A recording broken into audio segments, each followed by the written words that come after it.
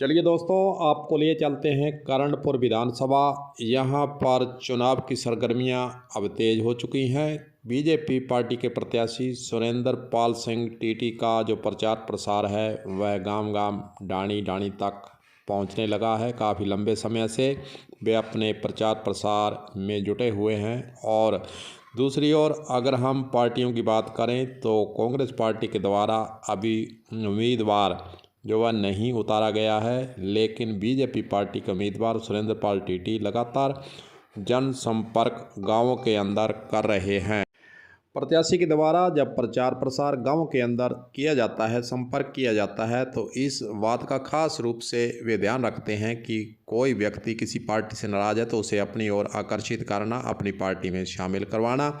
इसी की कड़ी में 57 LNP के अंदर रामेश्वर लाल कंडेला और उसके साथियों को पूर्व मंत्री सुरेंद्र पाल सिंह टीटी के नेतृत्व में कांग्रेस पार्टी छोड़कर आए, उनका आदर सत्कार किया गया और बीजेपी पार्टी में उन्हें शामिल करवाया गया है। और वहीं दूसरी ओर बीजेपी पार्टी में शामिल करवाकर उस क्षेत्र के अंदर बीजेपी पार्टी की ओर से ज़्यादा लोगों को अपनी ओर आकर्षित कर उनके मत प्राप्त करने का प्रयास भी करते आज दिखाई दिए हैं।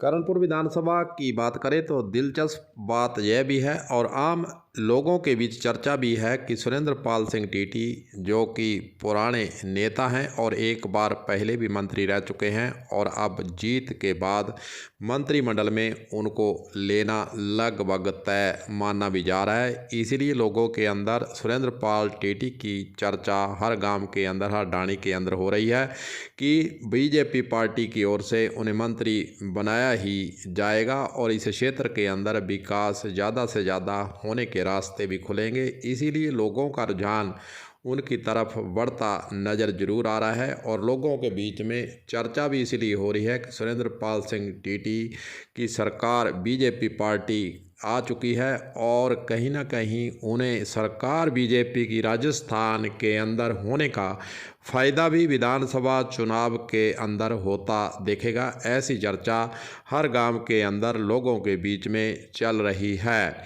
अब देखते हैं कि आगे कांग्रेस पार्टी के द्वारा जिस प्रत्याशी को उतारा जाता है उसका रुतबा कितना चलता है और फिर बीजेपी के पूर्व मंत्री सुरेंद्र पाल सिंह टीटी का, जैसा कि उन्होंने जनसंपर्क अभियान जोर शोर से चला रखा है, उनकी तरफ अपने मतदाताओं को करने का वे प्रयास कितना करते हुए और इस जीत के शेर को बांधने का प्रयास कर्णपुर विधानसभा में कर लेते हैं।